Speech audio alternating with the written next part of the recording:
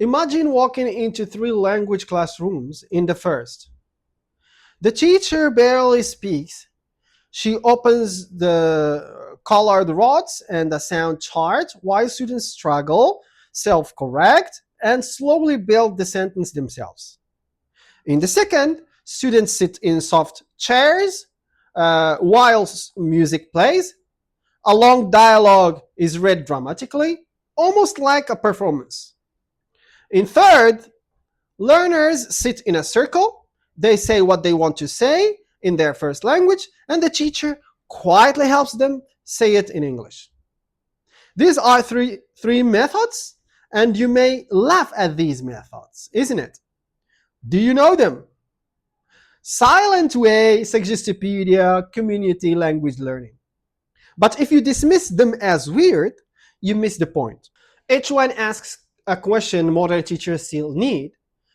Do you talk too much? Do your students feel safe enough to learn? And whose language is the lesson built around? Here is the frame for this video. Do not ask, should I teach the whole method? For most teachers, the answer is no. Ask, what does this method notice that ordinary lesson often ignore? The silent way notices teacher over control. Suggestopedia notices emotional barriers and expectation. Community language learning notices that students bring meanings before they bring language. That is why these methods still matter. Not because you need colored rods, Baroque Spinoza music, if you know him, or a therapy circle in every class. They matter because they make normal teaching look strange for a moment. And when normal teaching looks strange, you can finally see your habits. As a teacher, you must know these methods. You must know your habits. The hint you give too early, the rushed correction, the worksheet that leaves no space for students what students actually wanted to say. So start with the silent way. The name usually attached to Caleb Gatineau, the principle is almost offensive to a helpful teacher. Teaching should be subordinated to learning. In plain English, the teacher should stop doing the work the learner could do. Remember this. In a silent way lesson, the teacher may use colored rods, charts, gestures, and silence. The silence here is not because nothing is happening. It is because the teacher is refusing to rescue too quickly or too early. The rods can represent objects, people, word order, stress, or a tiny story. The sound color chart can let the teacher point to a sound without saying it. So everything is designed to focus attention. All right? Good.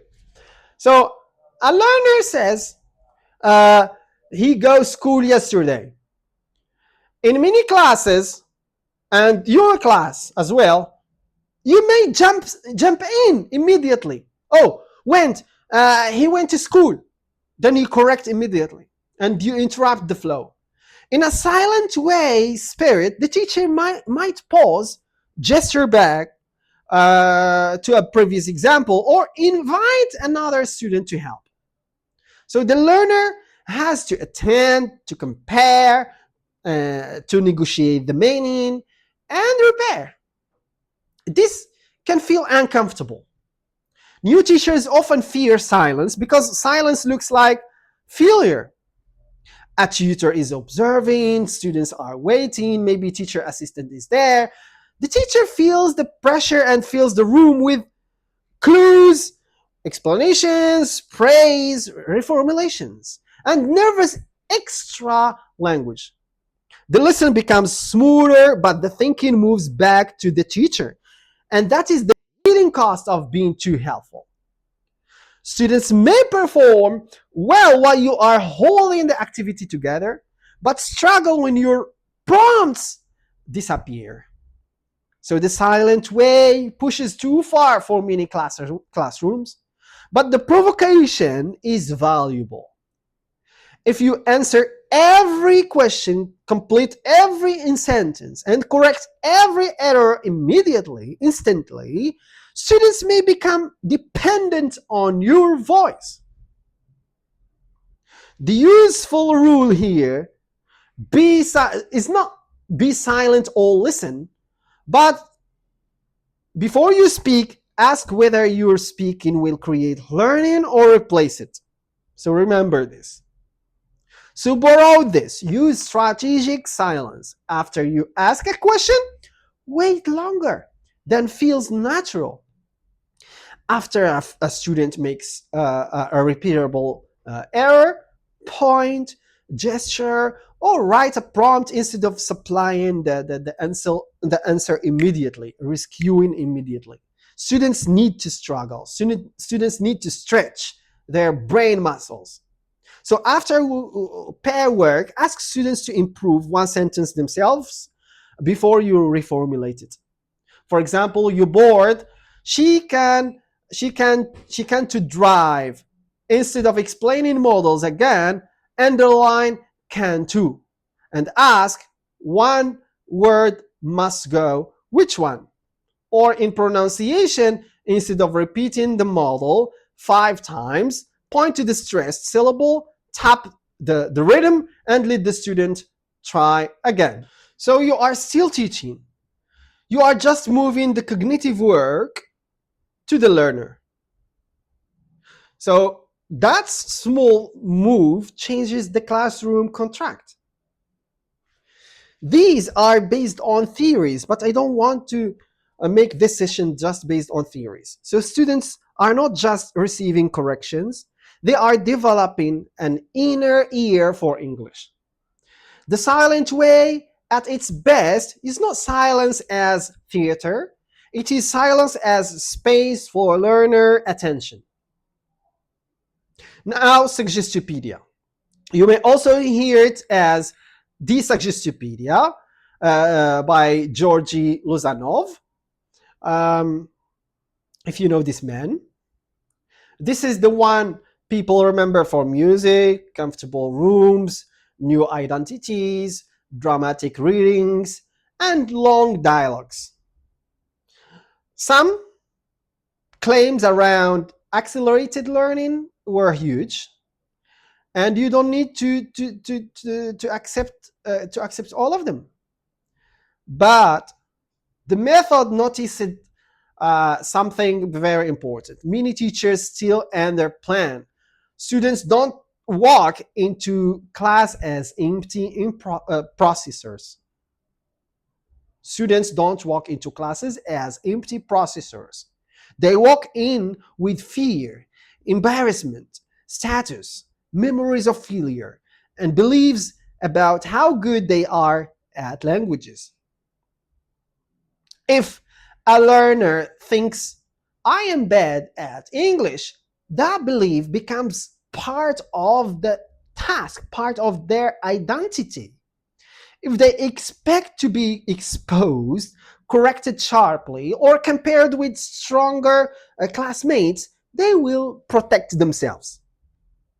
They may speak less, risk less, they will not try at all, and they remember less. So Suggestopedia tries to lower an anxiety, to lower that barrier through atmosphere, confidence, play, art, and positive expectation.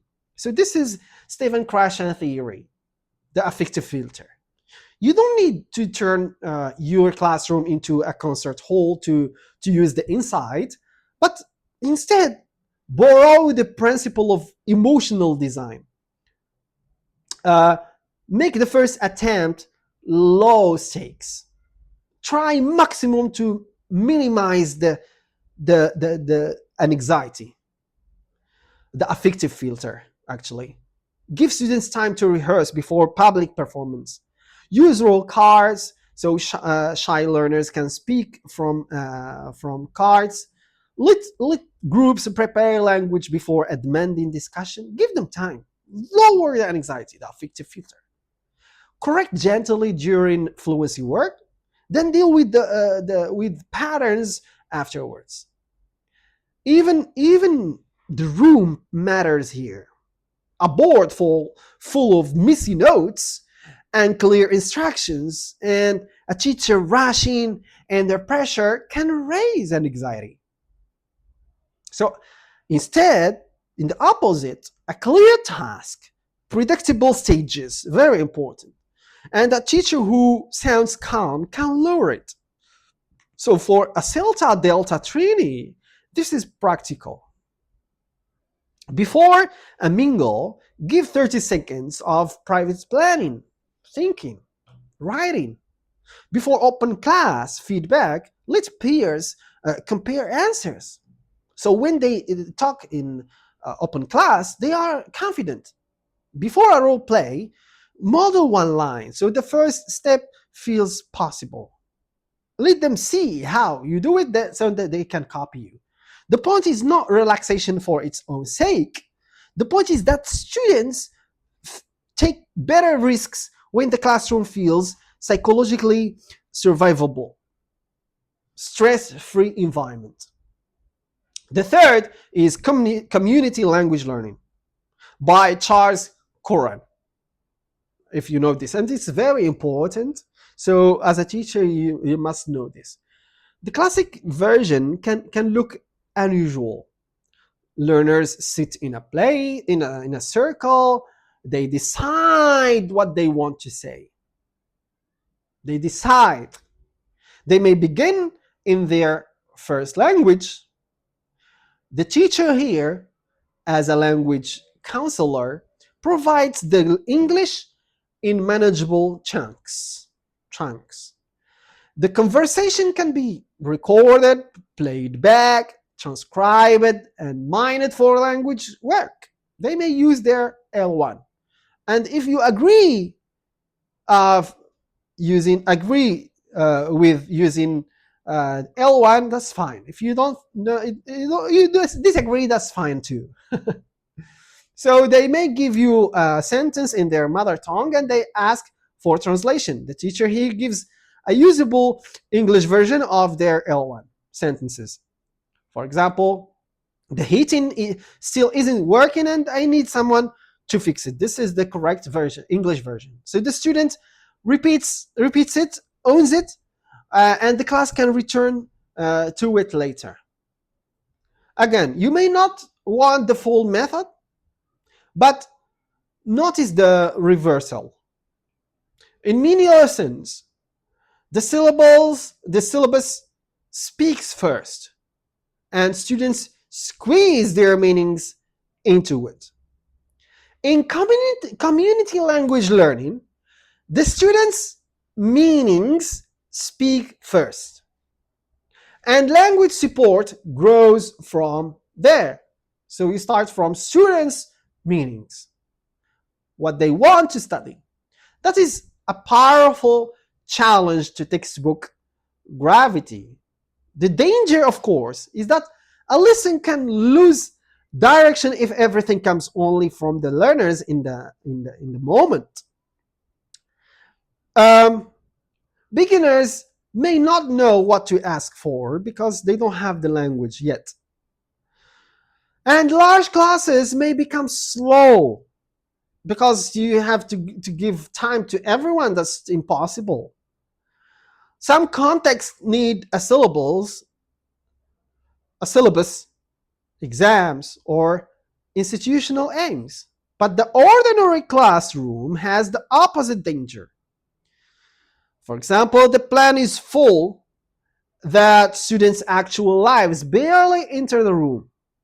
So borrow the practical move like student-generated language. Ask learners to write one real sentence they needed this week, but couldn't say it. So they give you from there lives. Collect three, upgrade them if needed with the class, or after a role play, ask, what did you want to say but couldn't? So now you are coming from, you are bringing the class, you are building the lesson from their meaning, from their perspective, from their sentences. All right. So yeah, this is better than using the worksheet. So if today's aim is requests, for example, collect real requests. If the aim is past time, ask for a real story from the week. So it also become always you bring the lesson, or you bring sentences from to the lesson from students. This tells students your meanings, your sentences are legitimate material. Now return to the three strange classrooms. The silent teacher is asking, am I giving learners room to think? The music and comfortable chairs are asking, have I designed it for confidence as well as content? The conversation circle is asking, do students recognize their own meanings in this lesson?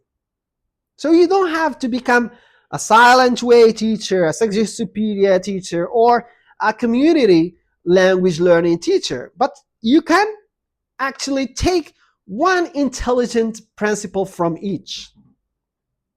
And this is post method theory. So wait before rescuing, lower the emotional threat, and let learner language feed the lesson. Methods are not only recipes, sometimes they are mirrors. And that leads perfectly into the next method question, which is what happens if you remove not just the teacher's over control, but the textbook itself. So in the next video, we will look at dogme ELT. Thank you so much, guys. See you in the next video. Goodbye.